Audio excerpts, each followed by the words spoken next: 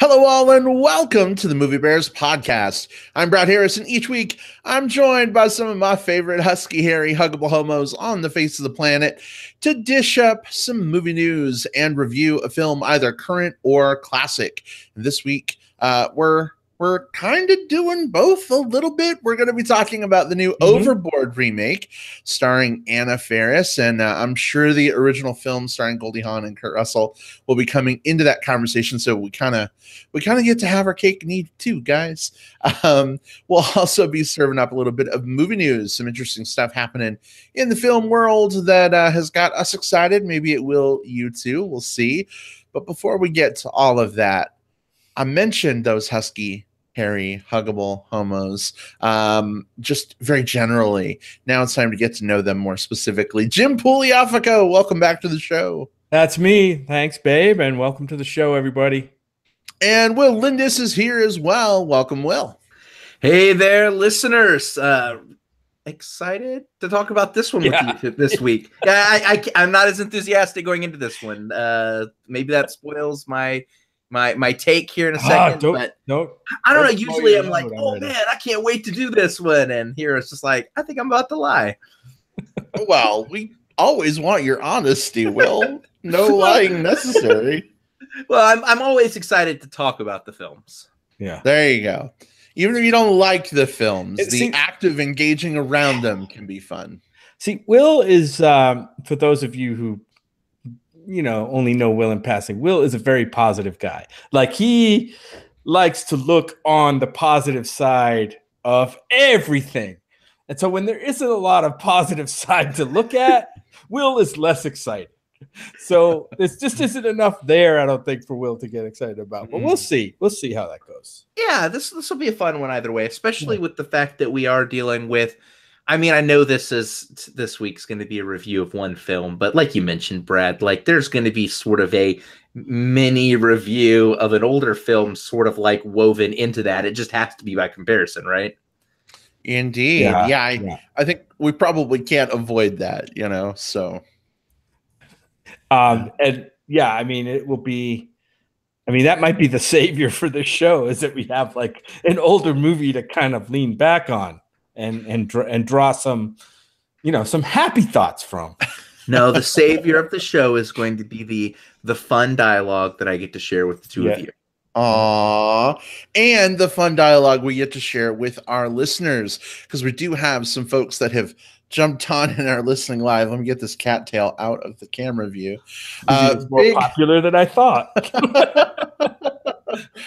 I get a lot of pussy with this show, guys.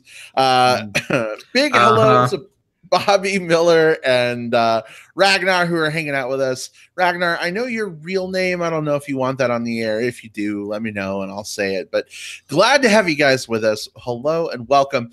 Those of you who are listening live right now, feel free to jump into that live chat as we're talking today. Sometimes it goes a mile a minute. We can't always keep up, but we would love to hear your thoughts, especially around, did you actually go see Overboard? Given that this is a remake of an older, very beloved film, I'm always curious, like, how popular remakes are when people go out. So let us know your thoughts. We're going to get to that a little bit later, though, because, guys, we got some movie news to serve up. Are you ready? Absolutely. Absolutely. All right. Well, then here we go. Some movie news. All right, Will, why don't you kick us off this week? What have you got? So my movie news is a soap opera. It's an ongoing saga that we've actually been chronicling here in the movie news section in past episodes. So it's Netflix v. Cannes in the knockdown drag out of the century, as the film platform and the film festival fight over whether or not you should take seriously a film that's released through digital platform. Okay. So we saw that with last year. We had Okja and the Meyerowitz stories. They were getting booed at Cannes because they had the Netflix logo. This year, Netflix said they weren't going to play any films at Cannes because Cannes has changed changed their rules about what is and is not eligible for awards to spite Netflix. So competition, yeah. So Netflix had done this big, like, we're not going to be at Cannes, we're just going to take our ball and play by ourselves. So Cannes is moving along. Tomorrow night is the opening night, and that's, for those listening on digital tape delay, this is, Tuesday the 8th of May is the opening night film. It's Everybody Knows, which is starring Penelope Cruz and Javier Bardem, and it's directed by Asghar Farhadi, who's like one of my favorite little directors these days. He did like A Separation and The Salesman, and he's just someone who's absolutely worth watching. So that's all well and good. Netflix has sort of let it slide that they are eyeing that film to pick it up and distribute it on their platform after it does its premiere, sort of as a middle finger fuck you to the Cannes Film Festival. Like, we're not going to play any films at your festival, but we are going to grab all of the headlines by basically poaching your headliner. So I don't know if this is bordering on just petty, if this makes sense for if this is the right platform for this film to get distribution, which it probably is, or if it's both things together. But either way, I'm just very fascinated to watch how all of this is playing out, and just how it seems like every time you think that like the last one has sort of like fired its last shot, another one is firing another shot, and the war continues. So I could not believe this news. Guys, what do you think about this? Well, I didn't read this about this, Will, so this is news to me. But I had read something earlier in the week that Netflix, I don't know, on something that said, well, Netflix said maybe they didn't quite, maybe they were foolish in the way they approached this kind of ongoing, war, or this ongoing conflict between them and the festival. So I figured maybe there'd be a softening, maybe they'd come together, and Cannes would give a little and Netflix would give a little, and everybody would be happy. Maybe not for this year, obviously, because the schedule's set and everything's done, but maybe for next time around. But yeah, I guess I don't know much about this film in terms of its I assume it's coming into the festival in competition. I don't know. And if so, it must have screened already in France, at least. So actually, tomorrow is its world premiere, and it's the opening night film. So it's the headliner of the festival. But it's not necessarily like one of the ones in competition, like Netflix was barred from. You know what I mean? It's not one of the ones that's in competition. It's more of just right now. There's two headlines that are out right now. This is the opening night film, and the other headlines are Netflix is looking to buy this film. So Netflix is basically co-opting that headline press. Yeah, I mean the face of film distribution and movie theater rights and so forth, or movie studio rights, is all going to be changing, and we're still kind of in this. And so there's going to be these growing pains, and there's going to be tensions and conflicts, and this is just one of them. So yeah, I hadn't heard this, Will, but it's interesting. I'll have to go and maybe read a little bit more, and then see how it plays out over the next few days, and see if they do indeed pick up the movie. So I'm just curious at this point, whose movie dick is bigger? They're both measuring right now. Break out the tape rule. It's someone's gonna figure it out. I'm pretty sure Cannes is the uncut one, though. Wow. Are they going to be screening the director's uncut? Yeah. Oh, goodness. All right. Well, crazy. We'll have to see what happens. Jim, what have you got this week? Well, since our main review is a remake of a movie resurrected from the 80s, my movie news actually happens to be revolving around movies that kind of originated in the 80s. So it was announced today that Sylvester Stallone is now officially on board to do the Rambo 5 movie. So Rambo First Blood was the first Rambo movie back in 1982. Then there was First Blood Part 2. Then there was Rambo in 88. And then I think it was Rambo. No, then it was Rambo 3 in 88. And then there was just Rambo, I think, in 2008. Like, kind of like, I don't know if that was a remake. I didn't see all of these movies. And now there's going to be a Rambo 5. And Stallone is on board to be, I think it's John Rambo, right? And he's going to be the badass in this movie. And this movies are typically, this badass, kind of on the outside of the law, trying to do what's right, and avenge things that aren't quite right. And supposedly in this one, he's living on a ranch in Arizona, babe. And he I guess a family member or a friend's younger daughter goes missing. She might have got drawn into the Mexican sex ring or sex trade, and Rambo goes kind of on the loose and tears him down. This movie's going to start filming in September this year. So this thing is a go. I don't know how this is going to turn out. I'm not ageist. Stallone's 71 years old. Now the guy I think is in pretty damn fucking good shape for a 71-year-old dude. So I'm kind of interested to see how the old dude does. Of course, anybody who's seen The Expendables has seen kind of, and I have not. I don't think we saw The Expendables movie, did we, babe? We did. The first one. We saw the first and second one, actually. We saw them both. Oh, forgettable. Believe it or not, I know. Yes, you're right. I remember seeing the first one, but yeah. I don't know. I'm not super excited for this. I'm not a huge Rambo fan.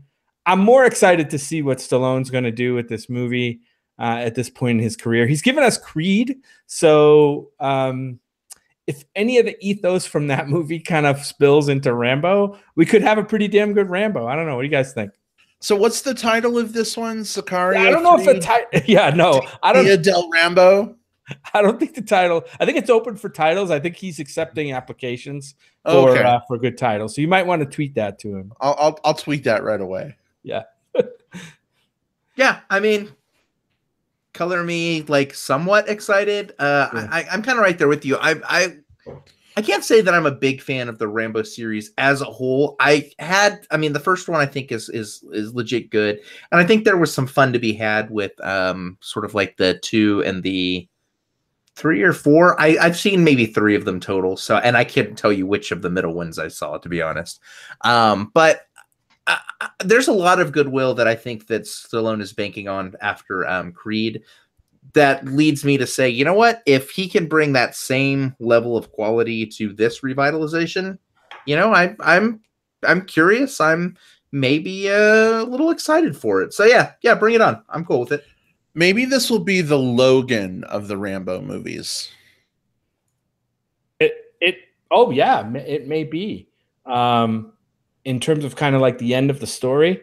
Yeah. Very swan song, very like Mickey Rourke the wrestler type.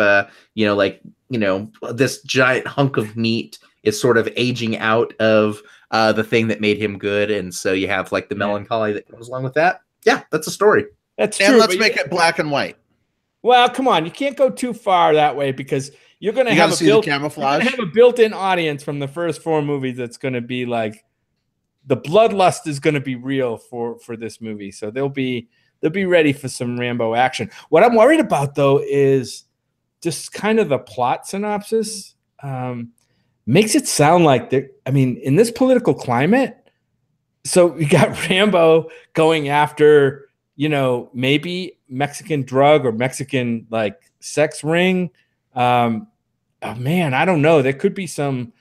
That's a fine political line to walk in a movie, especially this kind of movie, and not come off as too, rah-rah jingoistic. I don't know how they're going to handle that. To me, that's kind of interesting to see how they might handle it. It's got the potential to really blow up badly, but hopefully they can figure out a way to smartly, weave the story. Well, maybe there's a wall in the movie and Rambo has to blow up a section of the wall to get to Mexico because he doesn't have a valid passport, so he can't go through immigration. You know, it's going to be about breaking down barriers, Jim, not putting them up. That would be great. Can I revoke my excitement if, like, I just want that damn wall as far away from my escapist entertainment as possible. Oh, goodness. Well, if there isn't at least mention of the wall in this movie, it's an automatic F for me. Oh, great. So you'll F it if it doesn't have the wall. I'll F it if they do. They're F if they do, they F if they don't. I want the wall, but I want it to be like portrayed as like not a good thing. Like I want, you know what I mean? I want them like to subvert the idea of the wall. So we'll see. We'll have to see what happens. Definitely. Well, speaking of seeing what happens, my news bit this week, we've got some potential conjecture from director Ron Howard, who, of course, is helming the new Solo film, that Disney may be interested in some sequels to Solo, depending on how the film does in theaters. We, of course, knew that the actor playing Han Solo had signed on for a 3-picture deal, but I guess because pre-sale tickets have more than doubled Black Panther's pre-sale tickets, Kathleen Kennedy and Disney are now, I guess, a little more favorable about how they think Solo is going to potentially do. And so he mentions they're maybe taking a wait-and-see approach when it comes to potential sequels to Solo. Now, obviously, there's nothing concrete. I mean, he's not saying there will be Solo sequels, but he's sort of inferring that, like, if this is a crazy box office success, which it seems like it may be, that could be a reality. That kind of goes outside the original plan that they laid out for these new Star Wars films, right? We have these sort of one-offs that happen in between episodes 7, 8, and 9. I'm curious. I know we haven't seen Solo yet, and it will be a few weeks until we do, but let's say Solo is phenomenal. Let's say, you know, I know our expectations are so low right now, but let's say it exceeds them on every level. It's incredible. Would we want in this already Star Wars like overridden last few years, would we want more Solo films on top of the other things that are already planned? So a new trilogy by Rian Johnson. We've still got episode 9 to come, as well as one more standalone film. Do you guys also want more Solo movies in the mix? Go ahead. Go, Jim. Oh, okay, I'll go. I'm really, really ambivalent about the Solo stuff. And my reasoning is this. It's not that I don't like Solo. It's not that I don't like Star Wars. I just loved the arc that Han Solo got from A New Hope to the Last Jedi, right? Is that the one? The Force Awakens. The Force Awakens. The Force Awakens. I love that. It was a complete arc. He was a fully fleshed out character. We love that character. And that's, I have, you know, there's a special place in my Star Wars mind for that guy. I don't need all these little holes filled in with anecdotal history about Han Solo. And I know that maybe real fans want more of that. I just don't feel like I need that. And it just feels, especially after they've finished the character, spoilers for, the Force Awakens, especially after they've finished the character. I mean, they've put a capstone in that character. I don't know. It just feels like Disney's like, well, let's go make some money off of this character. But again, I know this obviously from ticket sales. I know fans are gobbling it up, so we'll have to wait and see. Maybe I'll come away from it thinking, you know what, this is the best thing ever. Give me more Solo movies. But I don't know.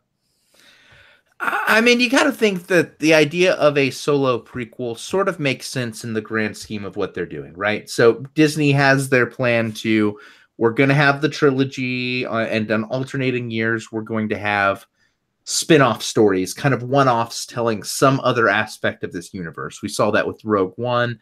And Solo lets us see a story about sort of the smuggler, the blaster type part of Star Wars that is divorced from Jedi.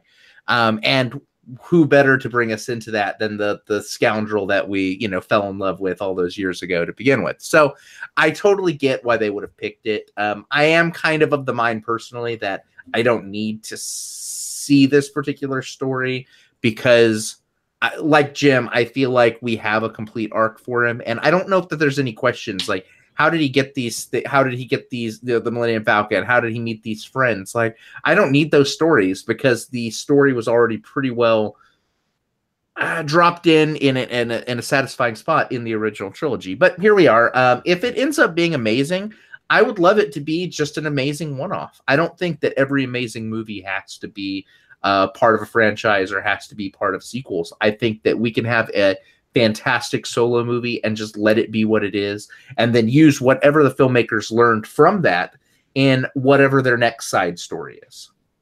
Yeah. What about you, babe? Yeah, I gotta tell you gotta tell.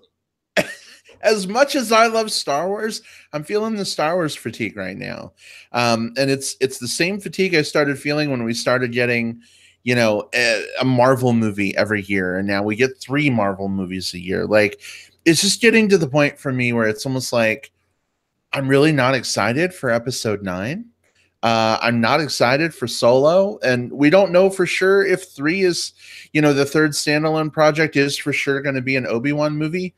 As much as I fucking love Obi-Wan Kenobi, I kind of don't even want like a third standalone movie at this point. And I know that's an unpopular opinion. Millions of fans who probably don't listen to the show are crying out in grief and shock and terror right now to hear me say that, but I don't know. I think adding more movies onto the mix at this point, even if Solo is great, even if it's amazing, I think would be a mistake. I just think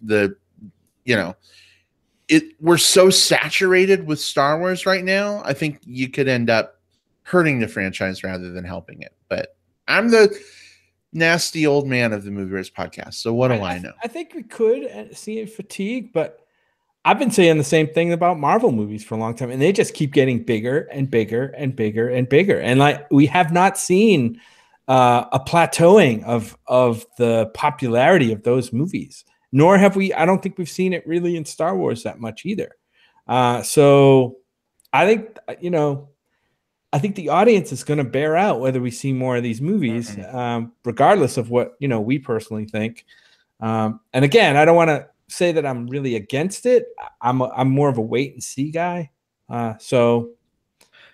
But I don't think we've gotten anywhere near the saturation point, because I think the studios someday, if that ever happens, the studios are going to be like, oh shit, now what? It's going to take a bad one. Like, it's going to take a bad Star Wars movie. Like, if you really think about it, these last few, like between The Force Awakens, The Last Jedi, and Rogue One, all of those films have a thing that they brought to the conversation. I wasn't as big a fan of Rogue One, but whatever. I know a lot of people were. Enough so that I don't think you can really go off and say that any of the 3 films is seen as a bad film. It's the same thing with the Marvel fatigue. Like, it's, some people are getting tired of it, but you don't have a film that's been like widely panned and seen as bad to sort of like say, okay, well, this is the one that starts to exhaust us. So you can sort of keep building momentum. I think it's going to take a bad Star Wars movie before these plans start to slow down. And maybe it's Solo, maybe it's not. Maybe it's whatever JJ does when he comes back. Maybe it's not. Maybe they keep the streak alive and they keep putting out films that are widely and generally respected in one circle or the other. And if so, then, hey, I say I'm okay with the 1 a year of them as long as they just keep being good. So, Will, you'd be okay with like a Porg adventure movie? If it was good. I think that, like, my experience with, like, you brought up Marvel, like, my experience with Disney is that they can take a chance on something a little outside the box, and as long as they make it high quality, then it can work. Read like Guardians of the Galaxy being this set of comic characters who were not generally well like even within the comic book circles weren't necessarily like well liked and popular. They were just sort of like, oh yeah, they're doing stuff, and they would pop up from time to time and things. But the newest iteration of them really only began a few years before the Guardians of the Galaxy movie came out, and now they are a staple. Like, and they are one of the things. Like, Jim, I know it's your favorite, and so to your example there, on paper, do I want to see a Porg movie? Nah. But, if they put out like a fantastic one, fuck it. I guess I couldn't help but be okay with it. I know there's some discussion about like the pace that they're coming out, 3 Marvel films per year versus 1 Star Wars film.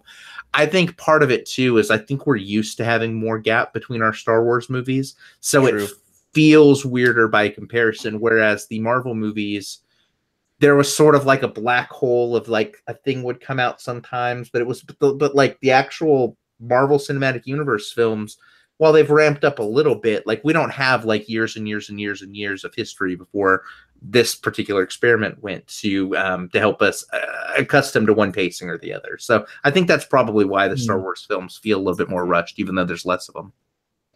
Yeah, yeah, possibly.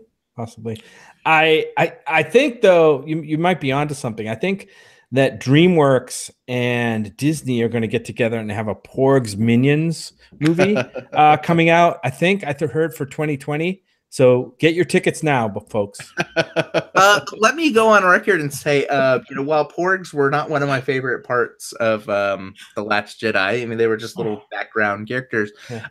Give me Porgs over Minions any day of the week. You know what? If they got Dean, once the How to Train Your Dragon series wraps, to come in and like do a Porg movie, I would be totally on board. But that's the only way. Yeah, have fun at that. All right. Well, we'll see Solo here in a few weeks, and we'll maybe revisit this topic and see how we're feeling at that point. But theme of the evening, 3rd one in a row. We'll have to see what happens, I guess. But guys, we got a whole movie to discuss, and we're already like 30 minutes into the show. Don't worry, it won't take long. I wasn't gonna say that, but we'll see. Wait, Brad, my intro might be longer than any of our reviews. I'm just saying that right now. Brad, I forget. What are we reviewing tonight? I think it has something to do with a boat. There's like a guy in it, and and the girl with the hair. Don't forget the girl with the hair. She has the hair. Oh my gosh. Yes. And Jim, was there something about kids? Maybe? I don't know. I'm trying to figure out what I'm doing on this movie podcast. Wait, what's a podcast? What are movies? Anyway, we're going a little overboard, honk, honk, honk, with our banter. But all right, hey, let me just say this up front before we, play the trailer via the magic of Jim dropping it in. If you're listening on digital tape delay, we're going to talk about Overboard for probably, let's be real, like 20 minutes. We'll talk about it spoiler free for the first 5 minutes or so, and then if we really want to go into spoilers, we'll figure that out, guys. We'll give you a fair warning if we do, don't worry.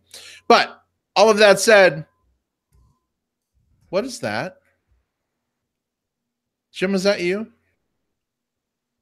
Me? Were you playing a beeping noise or something? No, I don't think so. My phone didn't ring or anything, I don't think. I heard something off in the distance too.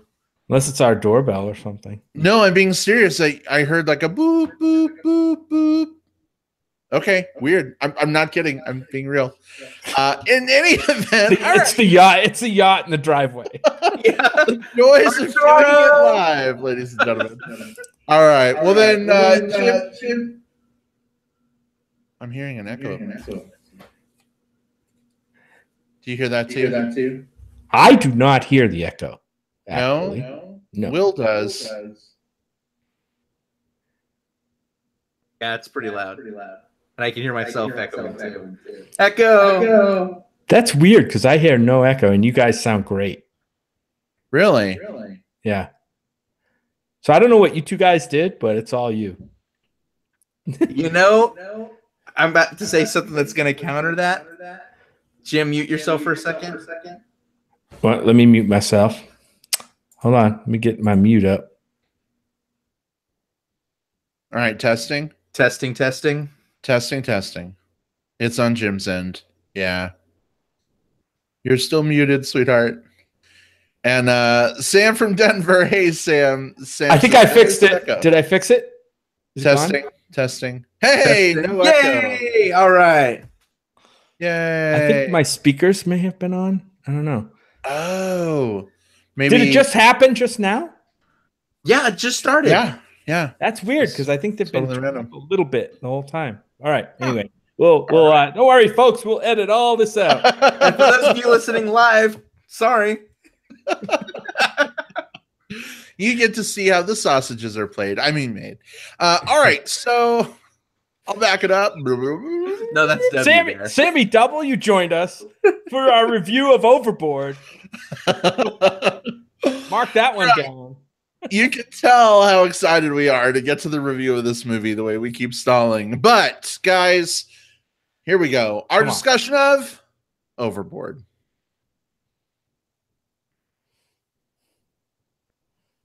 All right, so Jim, you have the honor of introducing this film to us. Maybe give us your spoiler-free thoughts. Is this worth checking out, waiting for rentals, skipping it? What'd you think? First, I'm gonna read the synopsis, but I'm gonna do something fun. I'm gonna take the 1987 movie synopsis, and I'm gonna read that as though it's the synopsis for this movie. How's that? Oh, interesting. Yeah. A cruel but handsome millionaire heir mocks and cheats over a hired carpet cleaner. When he gets amnesia after an accident, she decides to introduce him to regular life by convincing him they're husband and wife. So there you go. There's the synopsis of the new movie. This is Overboard 2018. It's a remake of the 1987 movie. It's pretty much the same movie with several differences. The one big story difference is that the gender roles in the plot have been switched. This is not a spoiler. It's all in the trailer. So the rich guy's on the boat. He's an asshole to his this rug cleaning technician person that comes in, played by Anna Faris. Something happens to him. He falls off the boat. She finds him later, brings him home as her husband to teach him a lesson about life, and hilarity ensues. I didn't really dig this movie very much. I'm not a super fan of the 1987 movie, but I do like it. I think it's fun. It's fun to see the chemistry between, Kurt Russell and his charisma, and Goldie Hawn and her charisma, and how they work together. Of course, they're a couple. They're a long-term couple. I don't think they're married though. But anyway, they are a couple. It comes across in that movie. This movie is kind of a word for word, almost scene for scene lift, other than the role reversal, which in itself is not a big problem. So you could tell that the filmmakers of this new one kind of did their homework on the details. Unfortunately, they got some of the details right, like with actual lines of dialogue that were like lifted right out of the movie, but they totally missed the big picture and what made the original work. And that is, as I talked, there's just no chemistry between these leads in a movie that needs really just one thing to work, and that's chemistry between the two main characters. And unfortunately, this movie has none. The casting in this movie is really strange. You have Anna Faris playing the female character, who's totally trying to, no matter how much they make her like look and try to act like Goldie Hawn from the original. It never really worked for me, for her. Also, Eugenio, what's his name? Help me out. Derbez? Yeah, Eugenio Derbez. I don't know. As kind of a stand-in for like the Kurt Russell character, it it just didn't work for me either. He wasn't believable at all as like a millionaire playboy guy. And we'll get into that a little bit. I found him to be like, I don't know. I just didn't believe that he could actually be a playboy and kind of live that lifestyle.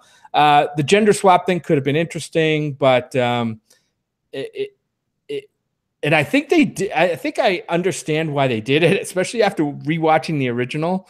The original was a little bit problematic in terms of its gender rapiness. Yep. Where the guy brings home a amnesia female from the hospital and like jumps into bed with her in like one of the first scenes they're together. This movie definitely steered away from that, and I don't think that's a fault of the movie. I think it did well to try to steer away from that. I just don't think it helped this movie at all. This movie had a really uninteresting B story filler that I thought was ridiculous, involving a sister of the guy and a family business that I didn't care a thing about. We've seen it 100 times before. There are kids in this movie, just like in the first movie. There were 4. Kurt Russell had 4 sons. In this movie, Anna Faris's character has 3 daughters. They're all boring. They all have nothing to do. They're all uninteresting. Could have done without any of them. There's one thing in this movie I enjoyed, guys. Brad, I think you know what it is. Is his name Mel? His name is Mel. The actor's name is Mel. His name was Bobby, I think, in the movie. He was, I don't know if I've ever seen that actor before, but he was hot in this movie. I think he was the brother-in-law of the Anna Faris character. Of the Anna Faris character. He was the only thing worth watching in the movie. But then, as a construction worker, they didn't have him take his shirt off. They didn't have him wear a tool belt even. Like, as a construction worker, he never wore a tool belt. Like, come on. Wow, anyway, for a movie about the ocean, man, you sure are thirsty. Well, I had to latch onto something, Will. There had to be something. And I'm like, great, this is it. This one reason I like this movie. And then they even fumbled that. But anyway, I can't recommend. When you're overboard and adrift on a sea of salt water, you get thirsty for something fresh. Yeah. Man, I don't know. I thought this movie could be something with the gender swap and, kind of resurrecting a beloved story. Anna Faris is an actress I normally really like. It just didn't work here. I think the casting's off on both the male and the female side.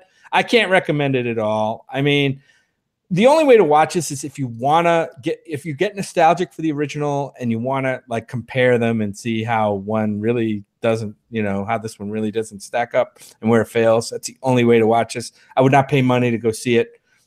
This is a no for me. I know. Sorry, Overboard. Hey, Jim, I'm going to help you out with something. Are you ready? What? Yeah, I know that you really wanted to see Mel Rodriguez shirtless, but I want to see the goateed one, not the mustachioed one. Oh, sorry, too bad. You're gonna see leather. Really? Let me see that. So he's one of the leads on Last Man on Earth, the Will Forte character, and yeah, he has an episode where he's dressed up in this like leather slave outfit, and there's another one where he and Will Forte are taking a shower together, but they're grim, so you can only see like kind of from the nipple up. But I mean, still shirtless. So the fact that I've specifically Googled that after watching that show, like I can't blame you too hard for being thirsty because I've been there too. This movie gets a 1.5 star for me, and half of that is for him. Well, there you go. I tried to help you out a little bit. That shower scene looks kind of hot. I don't know what the context is, but maybe I need to watch that show now. So Jim, it's a 1.5 stars for you. I gotta tell you, for me, this is one of my favorite movies ever. The original, not the just to be clear on that. And so going into this movie, anytime you've got a modern day remake of a beloved classic, there's that baggage that goes with it, right? But I think I've gotten really good really good at letting the old stuff just be the old stuff and like kind of trying to take the new for what it is. And I'm really used to like the remakes trying to do new things with the old content, repurpose it. And certainly, you know, from the trailers, we see that that attempt has been made, right? We've got gender swaps happening. You know, they've tried to make some even cultural changes too, right? It's not just two white folks. Like now we have a diverse cast and Hispanic really, family. Yeah. There's some really cool stuff that I think they're trying to do. Unfortunately, Jim, the chemistry problem you outlined is absolutely the crux of where everything falls off the Anna Faris wheel for me, because I just feel like none of it lands. None of it really connects. Yeah, well, I just said Anna Faris. I just wanted to point a big arrow at that, like both amazing and awful, like play on words. Continue. But you know, it feels very paint by the numbers and kind of like soulless in a way. I really wish if they were gonna remake this movie that they remade the movie. I mean, Leslie Dixon, who wrote the original, I need to do some research. I don't know if she contributed anything like to the new movie in like the here and now, but they lifted so many lines of dialogue like straight out of that movie. I mean, she has a writing credit on this film. I don't know if it's because of the old stuff or she gave them something new, but this movie just doesn't take any risks that pay off, unfortunately. The execution of the risks they did take, I don't really think got us where we were going. The male, you know, now being the one that suffers from amnesia, I think there's some interesting things that you can do there. The problem is the actor, I don't think he's believable as like a petulant rich guy. To me, I mean, he almost seems like I don't know, like a high drama gay dude. Exactly. Exactly. That's the vibe I get. Like, yeah. And so I think that, and if they had gone that way, that would have been fantastic. How awesome. I mean, that could have been an opportunity to have like a social message, you know, like, right. Yeah. Don't try to change people or, you know, whatever. They could have done something with that. If that's his personality, if that's what he brought to the role. The problem is we're supposed to believe he's this like arrogant, petulant, rich dude that needs to be taught a lesson, when really he seems like your gay best friend who'd be like cool to hang out with and a little sassy. So like, it just didn't connect for me. It didn't necessarily work. The three little girls or the three girls totally wasted, I think.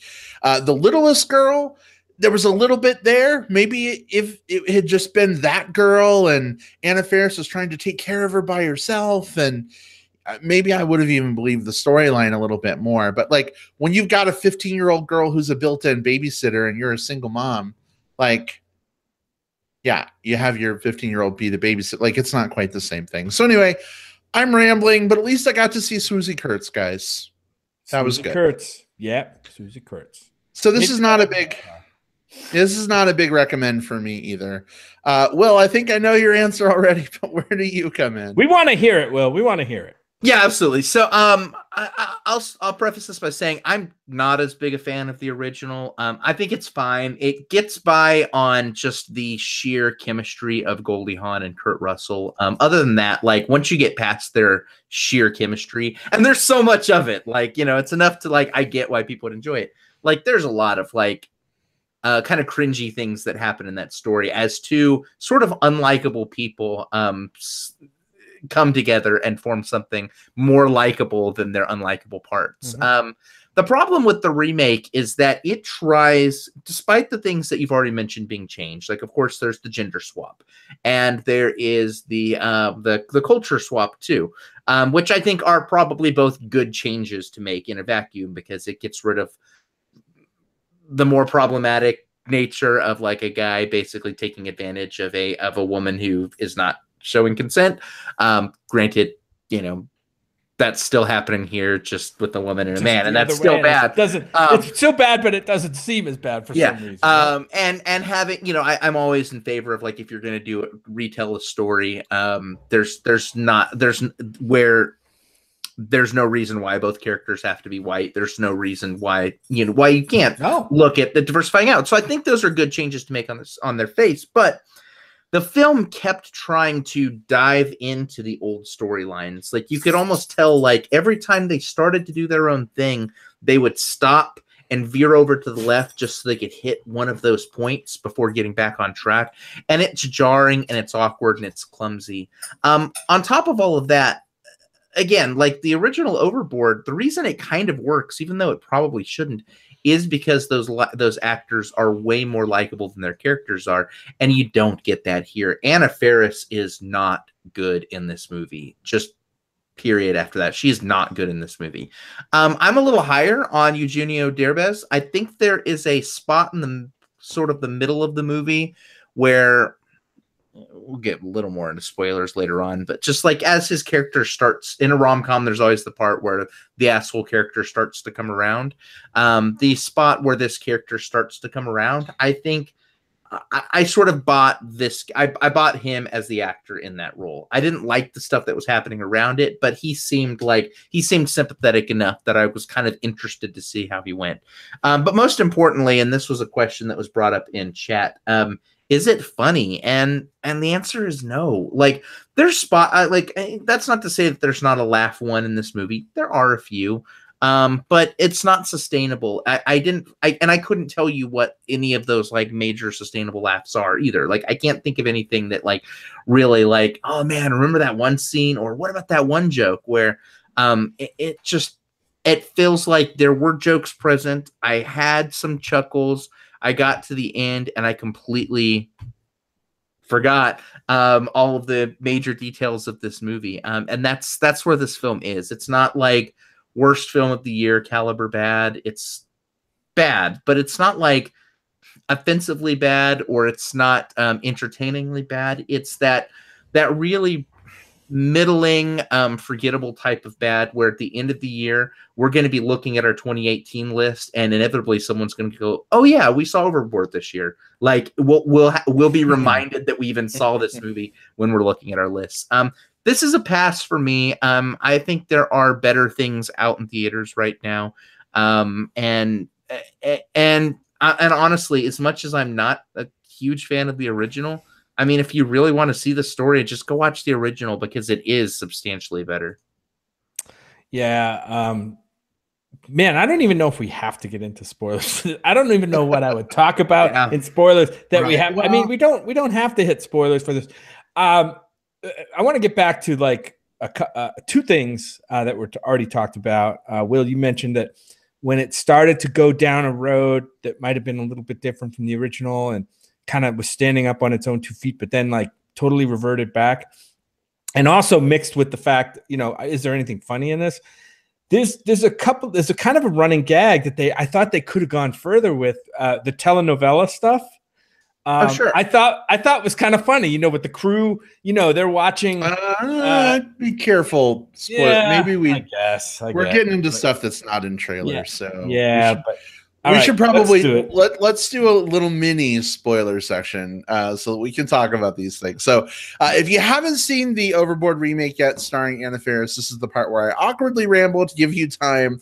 Step aside. We're literally doing spoilers for like 6 minutes at the most. So feel free to step away, mute us for 6 minutes, come on back for plugs. If you're listening via digital tape delay, go ahead and skip ahead using the time index if it so pleases you. But spoilers are a go. They are officially fair game. Jim, tell us more about telenovela. Oh yeah, so there's a scene where in the pizza shop where Anna Faris worked for a short time. The cook and a couple of the help, they watch the telenovelas kind of behind there in the kitchen, and they're talking about them, and it's kind of a funny little bit. And then there's another scene mirroring that where the crew of the yacht is watching. I don't think they're not watching the TV, but they're actually watching like a telenovela melodrama play out between the characters on the family characters on the yacht. And I thought that was pretty funny. I thought that was pretty inventive. I just wish they had taken it a little further and kept it as a bit of a running gag in the movie. The the way they tried to mix diversity in this movie, I thought they actually could have gone further. I mean, they're maybe the lead guy I might have pissed off a lot of fans of the original movie, but maybe the original guy character could have been gay or conflicted or whatever, and was kind of miserable in his hetero playboy life, rich playboy life. That could have been a fun twist to the story. But and maybe the housewife's character and her family could have been more maybe other people of color, whatever. But I don't know. This movie it leaned too much on the original material without having the chops to pull it off. So I think it needed to do its own thing a little bit more, and it might have been more successful. Well, it tried to do a little bit more of its own thing with the subplot with the sister who wants to run the business, and this time around she leaves the dude in the hospital because she fakes his death so that she'll inherit the family business. I feel like they were cognizant that maybe they didn't have enough from the old film to justify their existence. So they're like, hey, let's spin out this subplot with the family and the zaniness. But it just didn't work. You know what I mean? So when you got one handful of shit and another handful of shit, I mean, you're just going to clap and get it everywhere. And I feel like that's what happened with this movie. Wait, so I want that on a shirt. I want that on a shirt. When you have one handful of shit and you have another handful of shit and then you clap, you're just going to get shit everywhere. Yeah. So I like this. That's it paints a good vision. Yeah, I'm kind of right there with you though, guys. It's hard for me to even say that any of the specific elements were the one that didn't work, because within the context of what they were doing, I think the three little girls were fine, whatever, they did their thing. I thought that when you had the friends doing their thing, it was fine. I think the family was the sister was actually a bit of a problem for me, just in that her arc was so obnoxiously transparent that it just whenever you have a subplot of someone trying to box a sibling out of the family fortune, it always plays very mustache twirly, just villainous for the sake of villainy. That didn't work very well for me. But I mean, honestly, if I hang my hat on any one thing being bad in this, it's Anna Faris. I think that she can be good in some things. I think she plays really, really goofy very well, but I didn't buy her when she had to be more tender.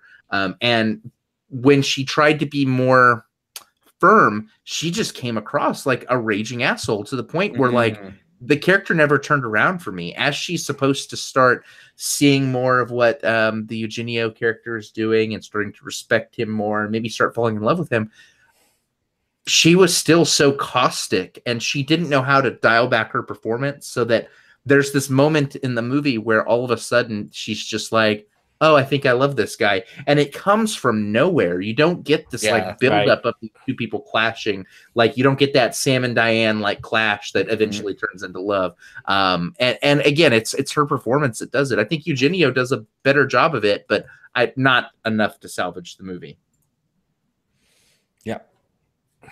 Yeah. Agreed. Anything else in spoilers that you guys noticed? I mean, the movie basically ends the same way, right? Go ahead. There was a cool sort of reference to the first film that I really enjoyed.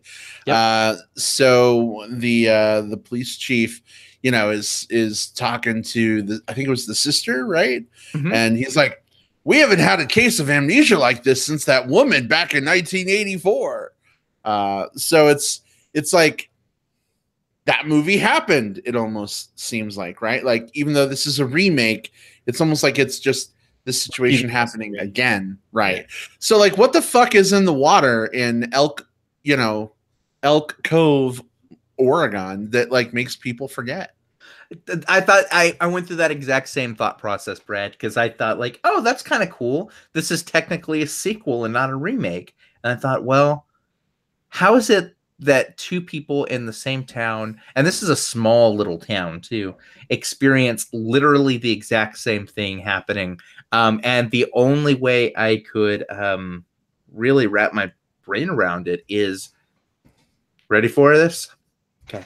Overboard and Overboard 2 exist in the Black Mirror universe. They are doomed to repeat this story every 30 years. 30 years. Every 30 years, someone's going to fall off a boat.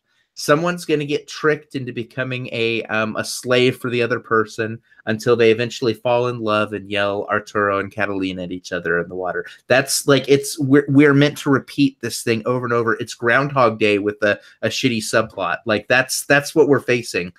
So mark it right now. Movie Bears podcast.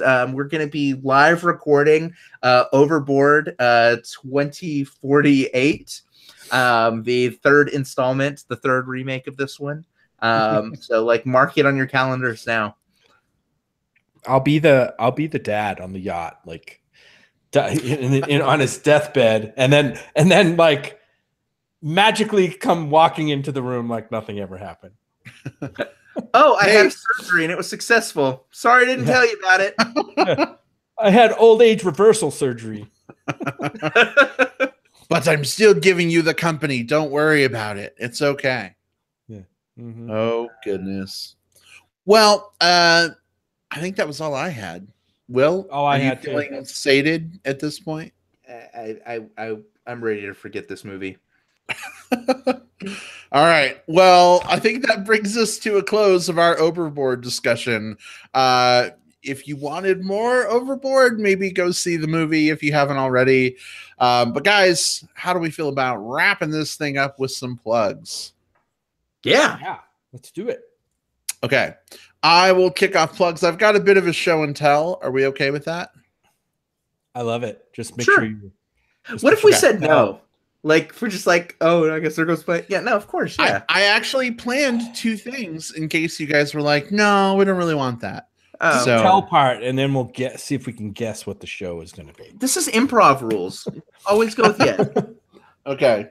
So recently, I've really been into the world of VR. And I got an Oculus Rift a while back, and the Oculus Go just came out last week. And it has become my favorite way to consume movies, guys. Right now, I am literally watching Captain America Civil War in my headset. I don't know if you can hear it. It plays sound through the headbands, actually, which is really neat. And I look like a total doofus, probably. But no, you know what you look like? What's that? You look Ready Player One? Like an extra in an episode of Flipper, and you're ready to go overboard. Oh! Anyway, it's really awesome. I've been checking it out the last few days and watched some movies. I've watched some TV on it. I was watching TV in bed last night with this thing on, and Jim went to bed, and like an hour later, I took it off, and I was like, "Oh, it's 1:30 in the morning. Whoops!" But it's really neat. Like when you're watching a movie through it, like through the Netflix app, for instance, you're like in a virtual living room. It's very posh. It's very cool, but you can like expand the screen so that like you're watching your like own personal IMAX screen. There are apps where you can like watch movies with other friends in VR and like a virtual movie theater. We kind of talked about that on the show before with the Oculus Rift. But the thing with watching movies on the Rift is you have to be tethered to your fucking like computer. Like you can't just throw it in a bag and like take it on an airplane with you or for a car ride.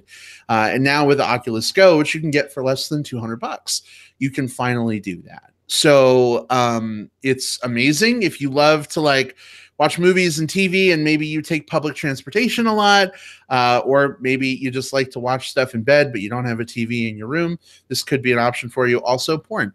In any event, that's my plug. It was, Jim, you got a chance to try last night. Was it? Tell me about that. So I come up to bed. The bedroom is dark. Brad's on his side of the bed, which is like it's got like an elevated, like he can elevate the foot and the head. So he's got himself kind of half folded up in a very comfortable position. And he's laying there like on top of the covers with his Oculus Go on, and all I could see is like the light on the very top of it, and him just laying there with this thing on. And it's odd. It's like, I mean, if you've ever seen, well, babe, you saw that movie with Natalie Wood, her last movie. What was it? Brainstorm. Brainstorm, yeah. Where they put the thing on. It was just like that. I had flashbacks of that movie. But yeah, I tried it. It's cool. I mean, I liked, watching movies like and having it right there. Cause like when I'm laying in bed watching movies, I'm holding my iPad above my head. And if I start falling asleep, like that fucking thing like bonks me in the head. I've seen it happen several times. Yeah. So with this, it wouldn't do that, obviously. But yeah, it's cool. The other thing I wait for the day when the resolution can get a little bit better.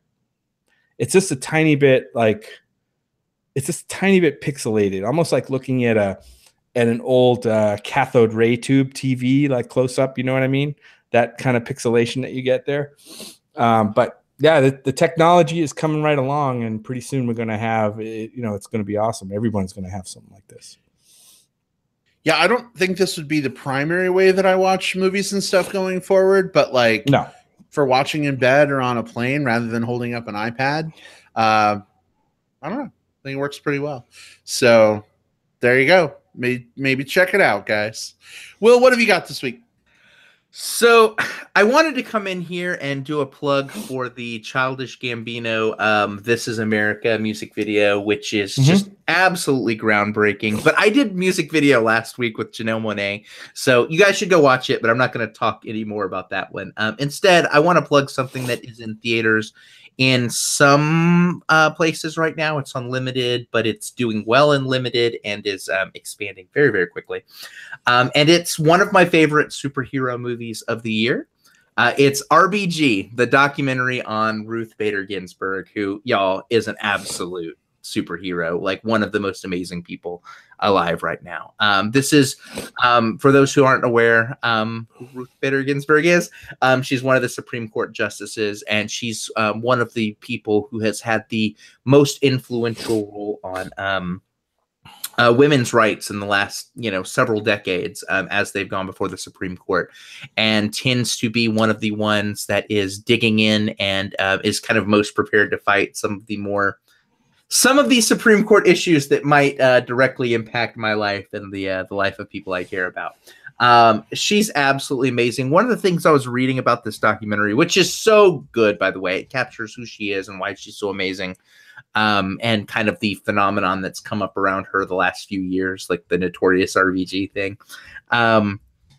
It's by Magnolia Pictures, and they tend to have very, very, very small releases, but this is one of their most successful films so far, over the first however many screens it did, to the point where it's got one of the higher per screen averages right now of the year, and that's a good sign because it looks like Magnolia is going to be pushing it out even more and more, and then of course it'll soon be available for streaming. Either way, RBG is absolutely amazing. If it's playing anywhere near you, you should absolutely go see it. Will, this is definitely one that I want to catch up with. I don't know if I'll get to see it in theaters or, maybe wait till it's on VOD. This is like the year of the documentary. It's shaping up as. I mean, we have the Mr. Rogers doc that's coming out pretty soon that I think people are going to love. This one sounds great. And when we get to my plug, I'm also going to talk about a documentary. Oh, that's wonderful. And you're absolutely right. I was looking earlier today about at my my year, like I start prepping my year-end list on January 1. Yeah. I was looking, and there are already several, like between Half the Picture and Transmilitary, Director of the Jedi, several of the South by documentaries we watched, plus RBG and Won't You Be My Neighbor. Like there are some really, really good things on the docket this year.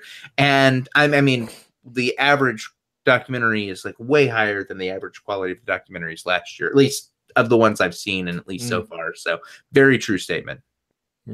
Very cool. All right. Well, awesome. Jim, what have you got this week? Well, I tipped my hat a little bit, but I caught up with another documentary about a historic figure that was a champion for human rights and civil rights for the time that he was alive. This is a documentary on Netflix called Bobby Kennedy for President. I don't know if anyone's had a chance to catch up with this one yet, but it's a 4-part, 1 hour each episode. So it's not super long. It's not a 10-hour investment, just a 4-hour investment about Bobby Kennedy, who was running for president of the in the Democratic Party in 1968 when he was assassinated in California. This, like most documentaries, I mean, this covers his rise from when he was just his brother John's, John F. Kennedy's campaign manager during his run for the presidency. Bobby was behind all that. And then he kind of came out of the shadows, of course, after his brother's assassination in 1963, worked as, I think, a attorney general for a while, then got back into politics. He was a New York senator, and then made his run for president before he was, tragically killed at the hands of an assassin. So I really loved this because one of the things that stood out to me, especially now in this age of, in this political era we're in now, where, we have a president that I just don't know how to describe this guy, right? I mean, I don't want to get too political here, but the contrasts between the focus of the guy that's in the White House now and an idealistic, a person with human ideals like Bobby Kennedy, who was a champion for, the poor and, children who didn't have food to eat, the migrant workers from Mexico, and how the contrast is stark. And you watch this documentary about Bobby Kennedy and you're like, oh my God, like we have totally gone off the rails. Like it's our political system. Even the guys running against Kennedy back then look like saints compared to what we have in our political system now.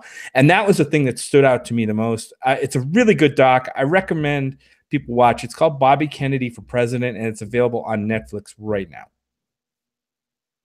Yeah, great pick. Haven't seen it yet, but I think you're absolutely right. It's hard looking at the current political climate and being excited about just about anything, even candidates and people that you do like and are inspired by. You realize that even like the people that you respect are kind of mired in just all of this stuff as well. So there's something exciting about looking back at an era and at a personality who's no one is 100% above all that stuff, but who is in a lot of ways like much further above kind of what we've got now. So it's interesting that we both picked political documentaries that focus on where we wish things were instead of how we see things. Sign that we're getting older, Will. That's all. Yeah, that's pretty true. No, but I mean, go ahead, Brave. I keep thinking back to that like Baz Luhrmann, everybody's free to wear sunscreen thing, where he's all like, when you're older, you'll imagine that politicians were noble, prices were reasonable. Like that's kind of how I feel a little bit about myself. And Jim, I didn't watch much of that documentary with you, but I did see some parts of it. And of course, my own background in, political science, political theory. It's like, it was definitely a different time back then. And the temperature of the nation was very different and the issues were different. There's some similarities, but like it was a nobler time of politics. And now I sound even more like the old man of the Movie Bears podcast, but interesting stuff. Yeah. I mean, just like you watch this guy rise to power and you got the sense that, obviously he wanted to be president and he was very driven personally or whatever. And he came from a family of influence and what's the word I'm looking for? They were prominent, you know what I mean? And rich, but he had ideals and he wanted good things for the country and for the people of this country. And I just don't get that sense anymore. Like I don't see that from these leaders at all. I mean, so yeah, it's one thing to say, well, yeah, when you get older and you look back, that's one thing. But when it's brought to the present and you actually see it happening in front of you, like on this documentary, it's crazy. And the fact that we lost John F. Kennedy, Martin Luther King, and Bobby Kennedy within 5 years from assassins, all in that time period, it does feel like a huge shift happened at some point, and there was a huge loss to us as a country in losing those leaders. So again, just this documentary, I think, brings it to light. Also a female directed project, so that's something definitely that actually I think was a positive for this. I mean, it was it was definitely well put together and well directed and well presented. So, all right. Well, awesome. Well, guys, that wraps us up for this week. Just real quick, if people want to continue talking movies until the next episode of the show, Jim, where can people find you online? Follow me on Twitter. I'm at JJP Out West. That's JJP OUTWEST. You can find me there, and you can find me on Facebook under my real name, Jim Pugliafico. Look me up, friend me, send me a note, whatever. All right. And Will, how about you? Yeah, look for me on Twitter at Whatever Cove. I'm on Facebook as well. Just look for William Lindis, but please send me a message first, just so I know who you are. I don't accept blind invites. You could be a creeper. Look for me on Letterboxd. I'm also William Lindis there. And you can also, I don't talk about this enough here, but like, I do the occasional writing for Movie Bears Podcast itself on our written part of our page. So just go to moviebearspodcast.com. There's a review up for Tully, which came out this last week. And I've got another one coming up this weekend, which is my most fierce embargo that I've ever received. I'll talk to you guys off the air about it. But so I can't say even what it is, but that'll be up probably this Sunday. Very cool. Well, yeah, Will's written reviews are definitely worth a read. That was a lot of W and R words like right in a row, but somehow I made it through. Definitely be sure to check those out. Guys, you can find me on Twitter at iBradPro, like iPad Pro. Get it? Ha ha ha. Funny. You can also find me on Facebook. Just search for Brad Harris. I am not the Brad Harris posing with a gun with his family in his photo. So I don't think you can confuse us. It's very easy. Feel free to send me a message first. Let me know you're cool. I had a guy who listened to us on the podcast, guys, and then he messaged and he was like, hey, I'd really like to kick you in the balls. That would be fun for me. And it was an awkward conversation. It was a little bit strange. So wait a minute. What was that? Yeah, so he's a guy who likes the podcast. He also likes CBT, cock and ball torture.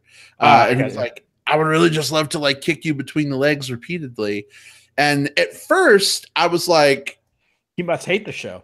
I was like, F this noise. Like, what the fuck? Like, and then it actually turned into a really cool conversation. And he's totally not a creeper or anything. But like, if I didn't have a conversation with him first, I wouldn't have like been willing to be friends. That's the moral of the story. That's what I was trying to say. So message me first. We'll go from there. Guys, it's been fun talking movies with you as always. I know Overboard wasn't exactly the best movie of this year or even of this week, but definitely a good time. We'll see you all next time. Big shout out and thank you to those of you who were listening with us live tonight. Jamie and Sammy and Bobby Miller and my romper room romper stomper. Like, we appreciate all of you guys. Thanks for being with us. Thank you as well to our digital tape delay listeners. We love you too. I'm done talking, guys. So I'm out. Goodbye. We'll see you later. Bye. Bye.